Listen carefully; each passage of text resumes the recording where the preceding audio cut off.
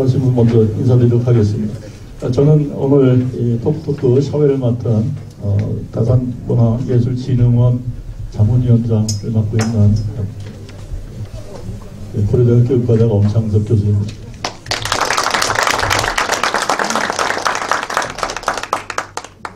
전공이 의학이고 그것도 살아있는 분이 아닌 돌아가신 분을 대상으로 하는 해부학이어서 문화예술하고 별로 안 어울리는 것 같긴 하지만은 문화예술이라는 게 삶의 곳곳에 다 녹아있는 거기 때문에 그런 의미에서 저도 여기 한 발을 끼고 있다고 생각합니다. 오늘 참석하셔서 주제 발표를 해주실 잘 알고 계시는 다산문화예술진흥원 원장님이신 이효상 원장님 모셨습니다. 오늘 패널로 토론을 해주실 분 중에서 지금 남양주 미술협회장 맡고 계시는 이상숙 회장님 인사하겠습니다. 그리고 학계 대표에서 성균관대학교 정계준 교수님 굉장히 멋지신데 특별히 잘 플레이를 보시면 평상시에도 이렇게 멋있게 하고 다니시더라고요. 저하고는 좀 비교되는 거지. 이석균 경기도 의원님은 지금 오고 계시는 중이어서 오시는 대로 이따 토론 시간에는 같이 하실 것 같습니다. 시간 지체하지 않고 오늘 주제 문화예술도시 남양주 어떻게 만들어갈 것인가. 저희가 문화예술이라고 하는 걸 보게 되면 전통과 현재와 미래를 잇는 축이 있어야 되고요. 그 주체가 되는 게 가장 중요한 게 문화예술인이겠죠. 예술인. 그 다음에 그것을 즐기고 그것에 실제 대상이 되는 우리 시민들, 그리고 그것을 뒤쪽에서 뒷받침해주는 공공분야, 세 가지가 잘 모양을 이루어서 운영이 되어야지만 정말 제대로 되어 있는 문화예술 창달이라고 할까요? 문화예술의 개성이라고 할지, 아니면 그것보다도 더 중요한 것은 삶 속에서 우리가 행복하게 그것을 즐기는 그런 이제 터전이 마련되지 않을까 그렇게 생각을 합니다. 스스로 문화예술을 즐기기 위해서 이 남양주시를 어떤 형태로 바꿔갔으면 좋겠는가에 대한 그 비전을 다산문화예술진흥원 이효상 원장님께서 먼저 말씀해 주시겠습니다. 부탁드리겠습니다. 예, 우리 엄 박사님께서 이렇게 소개를 잘 해주셨는데요. 우리가 2023년도에 이제 진입을 하고 있습니다. 코로나 3년 우리의 삶을 뒤바꿔 놓는 전환기였다 이렇게 생각을 하고요.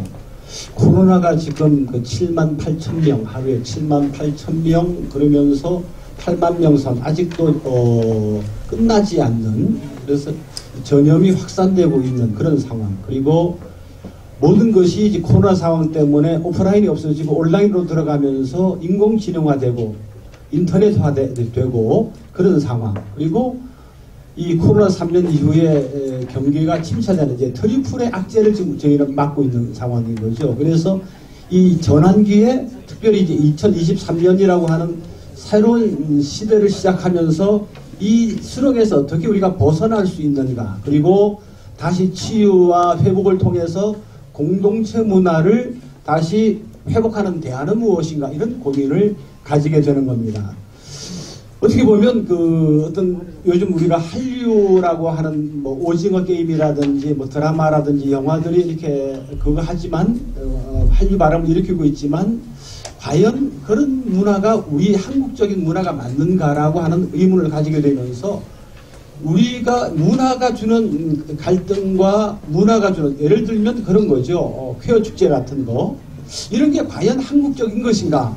그래서 후유증 없이 문화의 변형을 우리는 어떻게 도모하고 그런 새로운 공동체의 가치와 문화를 창출할 수 있을까, 이런 고민들을 하게 되는 겁니다. 역사와 문화가 없이는 미래가 없는 것 아닐까. 그래서 역사와 문화와 예술은 미래를 열어가는 빛인 동시에 등불이다, 이렇게 생각을 하고 있습니다. 특별히 이 역사라든지 문화라든지 예술은 우리의 삶을 풍성케 하는 기회를 제공해 주고 있다. 저는 이제 문화활동가로서, 시인으로, 뭐 칼럼으로서, 논설위원으로, 또 수필을 쓰고 사진을 찍고 뭐 여러 가지 활동들을 해보면서 정말 우리의 삶에 건강한 건강한 사회가 되려고 하면 건전한 종교가 있어야 하고, 종교가 그 역할을 못한다면 문화예술이 그 뒤를 뒷받침해 주어야 된다라고 하는 어떤 분의 이야기를 들으면서 탁상을 치면서 공감한 적이 있습니다. 어떻게 우리가 이 남양주 특별히 다산 지역 그리고 경기도와 대한민국의 문화를 이끌어갈 수 있을까? 문화 그러면 이제 저희가 분류하는 것이 문화, 예술, 관광, 체육, 환경 뭐 이렇게 가면서 미술, 음악, 무용, 연극, 영화, 연예, 국악, 사진, 건축, 어문, 출판 뭐 이런 식으로 범위가 이렇게 정해지는데요. 그 범위 안에 들어가는 것만이 문화일까? 이런 생각을 하게 되는 거죠. 그래서 저는 그 문화를 이렇게 생각해 봅니다. 사람들이 즐기면 문화다. 한번 따라해 보시죠. 사람들이 즐기면 문화다. 예를 들어서 지금 저희가 함께 모이셨잖아요. 이 공동체에서 함께 즐기고 같이 인사 나누고 이런 것이 공동체의 문화가 되는 것이겠죠. 그래서 이제 얼마 전에는 그 의정부 씨가 경기 북부권에서 최초로 문화예술도시로 지정을 받았어요. 그러다 보니까 이제 정부에서도 한 200억 이상 출연해서 그것을 할 수 있도록 하고 경기도에서 도와주고 자체 부담금을 해석하게 되면 한 5, 600억 정도를 문화예산에 투입하게 되는 거죠. 그러면 남양주는 어떤 준비를 하고 있는가? 문화예술도시로 가기 위해서. 그런 고민이 있는가? 준비가 있는가? 그냥 주묵부구식으로 한 해 한 해 떼우면서 가는 그냥 그런 이벤트로 끝나고 있는 것 아닌가? 정말 장르별 특성화와 전문성을 담을 수 있는 틀은 있는가? 이제 이런 고민입니다. 특별히 다산 정신을 계승한다고 하는 다산 문화재는 어디로 갔는가? 갑자기 정약용 문화재로 또 한 두 번 가다가 지금은 이걸 어떻게 정해야 되느냐 이런 문제가 대두되고 있는 거죠. 그래서 다산 정약용 문화재로 병기해야 된다고 제가 지난해부터 계속 칼럼을 쓰고 주장을 하고 있지 않습니까? 그러니까 다산 문화재는 지금 어디로 간 것인가? 실종된 다산 정신은 어떻게 회복할 수 있을까? 회복하고 난 이후에 이것을 우리가 세계화시키는 브랜드화 작업은 어떻게 해야 되는가? 이런 고민들을 우리 남양주 특별히 다산동에서부터 시작되어야 되는 것 아닌가? 이런 고민을 하게 되는 겁니다. 예를 들면 이제 다산 정약용 축제가 되고 다산 정신이 대표 브랜드가 되려고 하면 남양주 대표 브랜드가 되려고 하면 어떤 로드맵을 가야 될 것인가? 아주 고민이 많아집니다. 정약용 문화재를 지난번에 제가 이틀 동안 참석을 했어요. 그런데 이틀 동안 전체적으로 가서 쭉 보면서 한 1,800명에서 2,000명 선. 예산은 6억 9천. 그러면 남양주 시민들은 74만 명인데 2,000명이 모이는 축제. 제가 한번 그냥 계산을 한번 해봤습니다. 계산을 해보니까 1인당 34만 5천 원 비용이 들어갔더라고요. 문화비용. 그런데 이걸 왜 74만 명과 함께하는 축제로 못 만들어내느냐.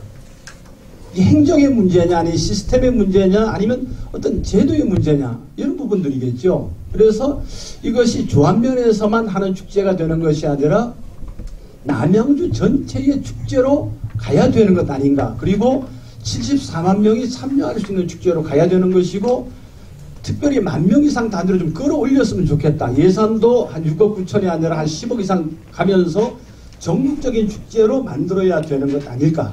특별히 이 사람들이 전국에서 몰려오게 하는, 그리고 그것이 가능하다면 이제 대표적인 남양주의 브랜드가 정말 될 수 있도록, 그리고 세계적인 축제가 될 수 있도록, 셰익스피어의 생각에 가게 되면 세계적인 관광지가 되어서 세계적인 사람들이 관광을 오는데 왜 다산 정약용 생가는 세계적인 관광지가 되지 못하고 있는 것일까? 이런 거죠. 문화예술진흥원은 이렇게 그냥 즐거운 사람들끼리, 좋은 사람들끼리 그냥 함께 더불어서 어울리면서 생활문화의 어떤 산실로 가고 있습니다. 사랑방으로 가고 있습니다. 우리 김정숙 본부장님이 관광 사업을 한 30년 하셨는데요. 엄청 열심히 하세요. 막 다리에 철심을 빼시고 오셔서 이렇게 봉사하시잖아요. 엄청 열심히 하세요. 왜냐하면 관광 쪽을 아시기 때문에 여기 와서 뭔가라도 좀 남양주시의 관광을 위해서 좀 보탬이 되고 도움이 되고자 하는 시민 활동가들이 있단 말이에요. 그분들 어떻게 제도권 탈환해서 같이 담아서 갈 수 있는가. 그래서 저희 진흥원은 뭐 문화, 예술, 공연, 전시, 축제, 역사, 관광, 교육 등 전반적으로 네트워크하는 플랫폼 기능을 좀 담당하겠다 하고 지금 가고 있는 겁니다. 그러니까 저 단체가 과연 뭐 어떻게 가는 거냐? 아니 이것도 하고 저것도 하고 예 맞습니다. 이것도 하고 저것도 합니다.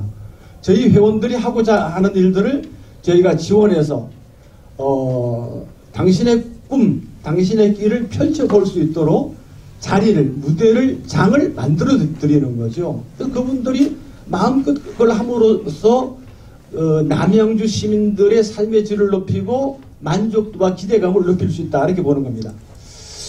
자, 문화예술 창작인들의 문화예술 기관 단체에 최대한 족집게식 예산 지원이 필요해 보이지 않는가. 특별히 문화가 일상화되려고 하면 남양주시는 문화자치도시 만들기를 시동해야 되고 그 다음에 전통문화를 가지고 남양주의 특색이 있다면 전통문화의 궁집이라든지 뭐 여러가지 시설들이 있지 않습니까? 그러면 이런 것을 어트랙션 투어, 관광 코스로 개발해서 사람들이 좀 오도록 먹거리, 볼거리, 놀거리, 즐길거리를 좀 만들어줘야 되는 거다 아닌가. 그래서 삼거리 내지는 사거리 정책을 펴야 된다 이렇게 보는 것이죠. 특별히 예술인들이 참여하는 문화예술위원회가 하나가 출범했으면 좋겠다. 그 다음에 시민활동가들을 양성하고 축제를 16개 읍면동에 있는 축제들을 좀 네트워크 똑같은 축제들을 노래자랑을 16개 읍면동에 하는 것이 아니라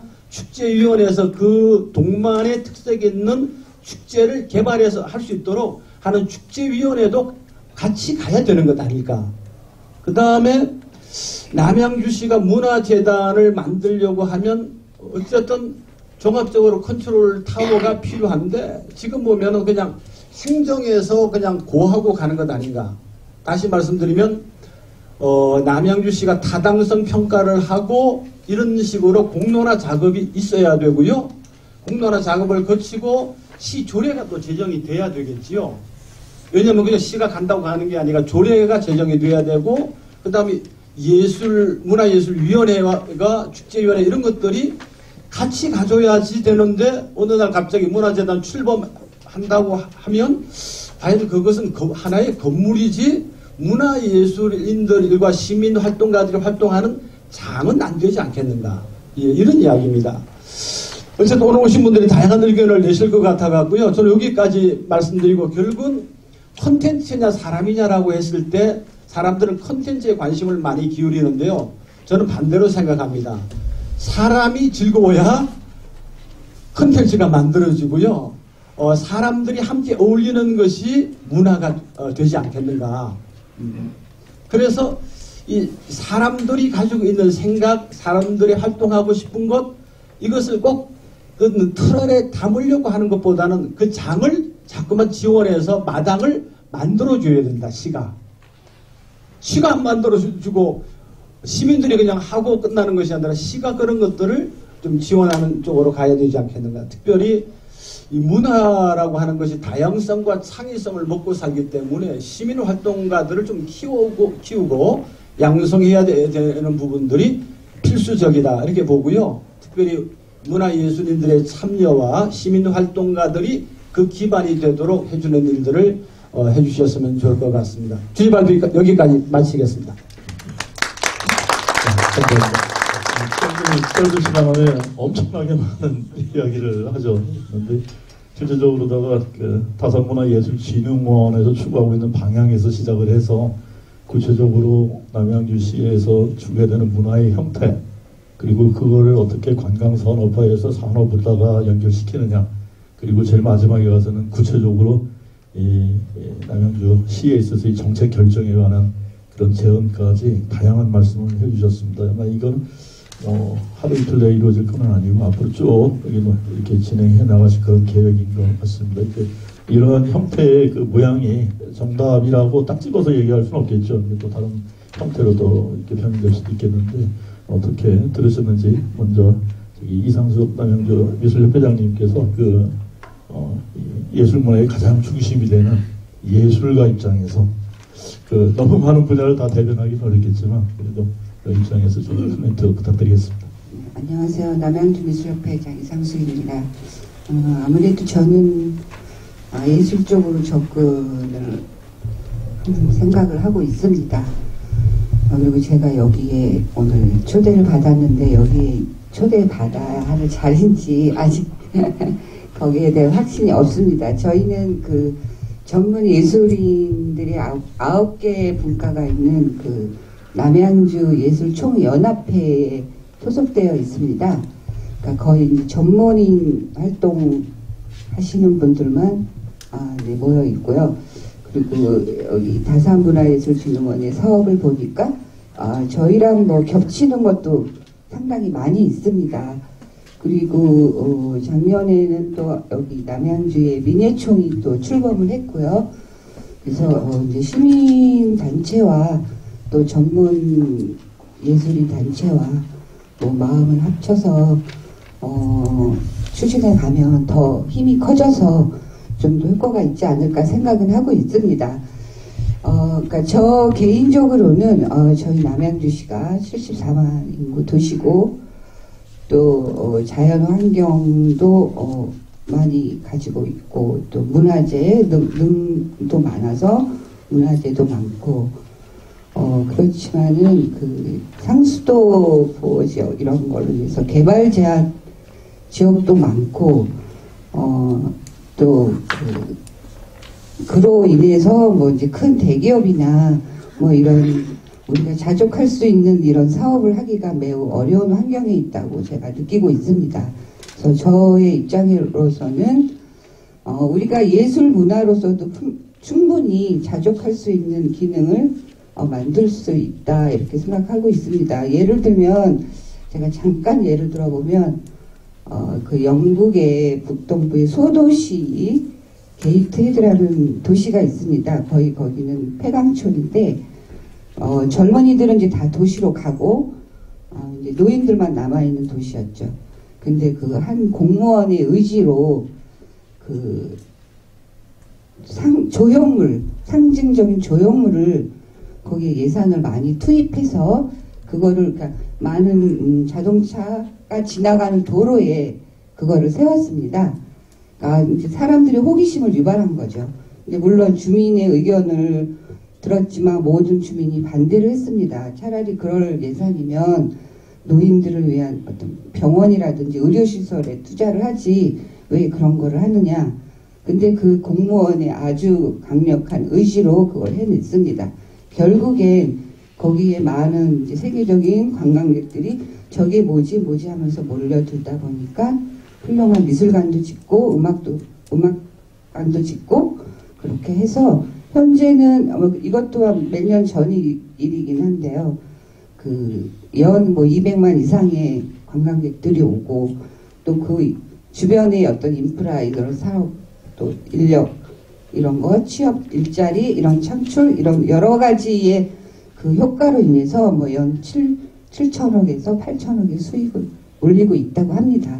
그래서 저희도 사실 제 개인적인 생각으로는 우리 그 양양 고속도로 있지 않습니까? 거기가 교통 지역을 그걸 해결하기 위해서 사실은 생겼지만 현재는 아주 상습 정체 지역이라고 저는 보고 있어요.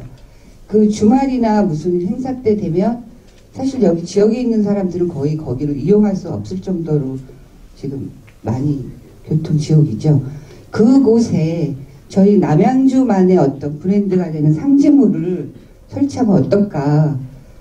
그러면 저게 뭐지? 이렇게 사람들의 시민들의 호기심을 불러일으켜서 저희도 그냥 주먹구구식 대충의 미술관이 아니고 저희 사실은 예술인으로서 창작 활동을 하는데 어떤 특별한 지원 대책이라든지 아니면 작품 발표의 장이 거의 전무하고 있습니다. 그나마 그 남양주 금곡에 있는 아트센터도 이제 도시재생 사업으로 들어가면서 그것도 이제 허브로 될 환경에 있거든요. 그래서 저희 작가들이 비싼 돈 내고 다 서울로 전시를 하러 가야 되고, 그러면 그 피해자는 사실 시민들입니다. 멀리 작품, 예술 작품을 감상하러 가는 게 아니라 집에서 잠깐 외출하면서 가서 감상할 수 있는 이 접근성이 용이한 곳에, 또 대중교통이 원활한 곳에, 이런 데다가 미술관, 작은 미술관이라도 그런 거를 설립을 좀 시에서도 해주시고, 또 시민단체, 사실 제가 이서구 시장님이 계실 때부터 조강한 시장님까지 무수히 많이 찾아뵙고 건의를 하고 대책을 요구하고 했어도 항상 돌아오는 답은 장소가 없다는 거죠. 토지 확보도 없고 예산도 없고, 그 말씀만 하면서 10년이 넘게 왔습니다. 그러면 그게 없으면 어떻게 하면 해결할 수 있는지 그걸 고민하는 모습을 저희는 예술인들은 저희뿐만 아니라 뭐 문인협회, 뭐 연극협회 다 같이 고민하면서 항상 면담을 요청하고 했지만 답은 없었습니다. 그래서 이번에 주광덕 시장님은 또 예술 문화에 관심이 많다고 하셔서 뭐 큰 기대를 하고 있습니다만, 그러니까 큰 거는 물론 전문적인 미술관, 시립미술관 이런 거는 뭐 비용도 예산도 많이 들겠지만 이제 북고와 경기도 뭐 이렇게 다 시와 협업해서 정말 그 시장님의 의지만 있으시면 저는 충분히 가능하다고 생각을 하고요. 그리고 시민들도 각 지역마다 체육문화센터는 다 있어요. 저희 남양주시만큼 수영장이 있는 데는 없을 겁니다. 근데 보통 이제 그런 말씀을 드리면 체육위는 워낙 많아서 표가 많다. 그래서 안 들어줄 수가 없다. 이런 말씀들을 많이 하셔요. 근데 사실 몸만 건강하면 못합니까? 정신도 건강해야죠. 사실 예술 감상이라는 거는 우리가 살아가다 어떤 정체성에 흔들릴 때 그 방향을 잡아주는데 큰 영향을 미친다고 저는 생각하고 있습니다. 저도 예술을 하고 있지만 저는 이제 참고로 말씀드리면 저는 서양화 전공인데요. 예술 작품을 다른 걸 보고 오면, 조각이든 입체든 보고 오면 며칠간 잠을 못 잡니다. 그 감동에. 저는 예술가도 중요하지만 우리 남양주 시민들에게도 그런 기회를 줄 수 있는 그 역할을 우리뿐 아니라 시민단체 또 시 관계자분들 함께 정말 진지하게 의논을 해서 뭔가 방향을 어느 정도 제시할 수 있는 그런 시간을 마련했으면 좋겠습니다. 감사합니다. 그 예술 활동을 하시는 게 전문가 입장에서 실제적으로다가 전문 예술가들이 활동할 수 있는 그 환경 조성, 특히 그 작품 활동을 하는 장소뿐만 아니라 그것을 같이 시민들하고 같이 공유할 수 있는, 예를 들면 미술관과 같은 그런 시설이 많이 부족하다.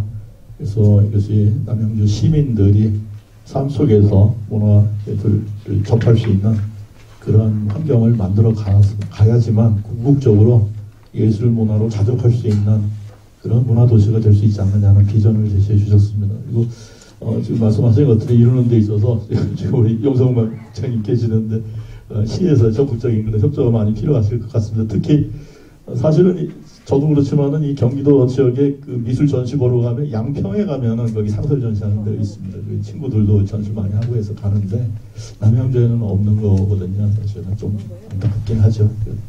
그런 부분에 대한 것들은 좀 적극적으로 시민들, 예술가 그리고 공공기관이 다 많이 협력을 해서 해결 방안을 찾아 나갔으면 좋겠다는 생각이 듭니다. 네, 그리고 이제 지금 시간이 좀 아직 좀 남아 있는데 우리 정재준 교수님 그 학계 입장에서 좀 심도 있는 말씀 부탁드리겠습니다. 네, 안녕하세요. 정재준입니다. 좀 전에 이호상 원장님께서 남양주시가 세계적 관광지가 됐으면 좋겠다라고 좋은 지적을 하셨습니다. 제가 그 미국과 유럽에서 한 6, 7년 정도 살면서 그 유럽 사람들의 어떤 관광 패턴을 느끼게 됐는데 작은 시간이 남으면 차를 마시면서 독서하는 게 소소한 행복이라고 합니다. 그러나 여름 휴가나 경제력 여력이 되면 전 세계의 지도를 펼쳐놓고 유네스코 세계문화유산을 다닌다고 합니다. 그렇다면 한국은 유네스코 세계문화유산으로 어디를 가십니까? 이렇게 물어봤더니 경주 아시죠? 불국사 유네스코 세계문화유산입니다. 제주도 성산포와 용암동굴 세계문화유산입니다. 그리고 수도인 서울이니까 오죠. 근데 수도 근처에도 유네스코 세계문화유산 바로 수원 화성이 있습니다. 저는 수원 화성이 아니라 남양주시에 들려서 세계문화유산을 보고 갔으면 좋겠습니다. 그래서 다산 정약용 선생의 고향인 남양주시에 대한 문화유산 발전 방향으로서 여유당전서 500여 권에 대한 유네스코 기록유산 등재 추진의 필요성을 제안합니다. 사실 남양주시에 유네스코 유산이 있습니다. 우리가 유네스코엔 크게 3가지 유산이 있는데 하드웨어적인 것으로서 지금 남양주시에 조선 왕릉, 홍유릉이 있습니다. 그러나 조선 왕릉은 40기나 되고 서울, 경기도, 강원도에 널리 혼재되어 있기 때문에 남양주시를 대표하기엔 좀 떨어집니다. 또 이번에 세계 무형유산으로, 그러니까 하드웨어도 있고 이제 소프트웨어적으로 무형유산이 있는데 태계원 산대놀이가 있습니다. 이것 또한 항상 보여주기에는 대표성이 미약합니다. 그러나 이 여유당전서 500여 권에 대한 기록유산은 하드웨어적인 것과 소프트웨어적인 것을 결합한 것으로서 의미가 있다고 생각됩니다. 사실 여유당전서에 대한 백과사전의 평가는 정치, 경제, 법제, 역사, 지리, 의학, 언어 등 다양한 방면에서 정약용의 지식과 철학을 담아낸 여유당전서는 조선 후기에 역사와 문화를 연구하는 데 매우 귀중한 자료는 물론이거니와 세계적인 기록유산으로 평가된다. 이렇게 써 있습니다. 여기서 이미 백과사전에서도 세계적인 기록유산으로 평가하고 있죠. 제가 20대 후반에 열심히 이제 공무원 시험 준비를 했었는데 글쎄 한국사 시험 문제에 정약용 선생의 여유당전서가 몇 권인가 이렇게 출제된 적이 있어요.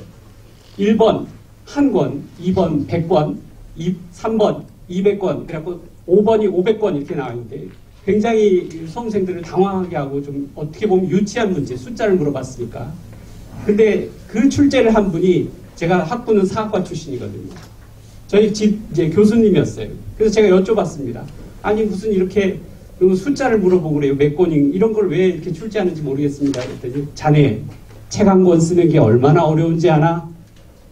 그런데 이 책이 다산 정약용 선생의 책이 단순히 정치만 썼나? 경제만 썼나? 의학, 기술, 언어, 총망라한 다양한 분야에서 정말 획기적이고 개혁적인 방안이 담겨있는 그런 500여 권이 얼마나 대단한가라고 하는데 저는 더 이상 질문이 막혀있을 정도입니다. 우리가 여유당전서 500권 그럼 너무나 뭐 정치경 백과사전이네 이렇게 얘기하지만 핵심적인 건 3부작하고 3논설입니다. 3부작에서 목민심서 여러분 아시죠? 제방간의 도리, 경세유표 중앙정치조직에 대한 의견입니다.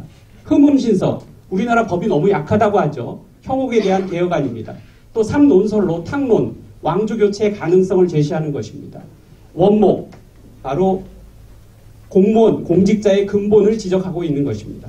그리고 마지막으로 전론은 부동산 정책입니다. 여기서 여전제하고 정전제를 제안합니다. 이렇게 여유당전서를 잘 분석을 하다 보면 정말 획기적이고 개혁적인 것이 많은데 우리는 이거를 그냥 지나가고 묵과하고 우리가 이거를 외부로 알리지 않고 이건 우리의 책임, 우리의 잘못이라고 생각합니다. 사실 유네스코 세계기록유산 한국 것으로 22개가 있는데 이 중에는 광주 민주화운동 기록물, 새마을운동 기록물, 이산가족 찾기 기록물, 심지어 그 태안 유류 피해 극복 기록물, 내방가사 이런 것까지도 유네스코 기록유산으로 등재되어 있는데 하물며 여유당전서 500여 권이 왜 유네스코 기록유산으로 등재되지 않았는지 이것은 우리 남양주시의 책임입니다. 근데 안타까운 점은 이 여유당전서 500여 권이 남양주시에 있지 않고 국립중앙도서관에 있어요. 서울 서초구에. 또 유네스코 기록유산 이걸 추진을 하려면 문화재청이 중심이 되어야 됩니다. 또 유네스코 한국위원회 그리고 남양주시가 함께 MOU를 체결해서 조속히 유네스코 기록유산 추진의 바로 시작의 원년으로 2023년을 삼아야 될 것입니다. 그런데 그냥 단순히 기록유산으로 정하는 것으로 끝나면 이것을 홍보하고 띄우고 보급하는 데 한계를 느낄 수 있다고 생각됩니다. 그래서 정약용 선생의 사상이 녹아있는 이 여의당 전설을 직접 체험할 수 있는 영상, 강좌, 실사례, 이걸 메타버스와 결합해서 관광 코스로 개발하여 조안면에 있는 정약용 생가와 그 맞은편에 있는 실학박물관, 그리고 여의당 전서 500여 권을 그 실학박물관으로 이전시켜서 모든 걸 결합시켜서 구체화된 그리고 진전된 성과를 금년에 내놓기를 기원합니다. 감사합니다. 또 다른 측면에서 저희가 항상 얘기를 하고 있는 다산 정신 중에서 실제 다산 정신이 무엇이냐라고 하는 걸 말은 많이 하는데 참 알기가 제대로 알고 있는 분이 많지는 않을 겁니다. 흔히 얘기하는 그 실학의 실학가로서 애민사상과 실용정신을 대표적으로 이야기를 하지만 구체적으로 우리 다산문화예술진흥원에서 또 남양주시에서 목표로 해서 잡아가야 될 다산정신을 구체화하고 그것을 문화유산화시키고 또 나아가서 관광산업까지 연결시키는 그런 구체적인 계획이 진행됐으면 좋겠다는 말씀을 해주셨고요. 제가 농담삼아서 항상 이런 얘기를 합니다. 어떤 얘기를 꺼내시는 분은 그분이 준비가 제일 많이 되어 있는 분이 많거든요. 그래서 다산문화예술진흥원에서 그 일에 대해서 중심적인 어떤 일을 할 적에는 정재준 교수님이 큰 몫을 해주시리라는 기대를 또 해봅니다. 지금 시간이 거의 다 돼갔는데 지금 원래 패널로 참여하기로 했던 분이 의회 활동이 좀 많이 바쁘신 것 같아서 아직 도착을 못 하셨습니다. 그래서 그냥 여기서 마무리를 하고 3부 오찬 순서로 진행하도록 하겠습니다. 2부 여기서 마치도록 하겠습니다. 감사합니다.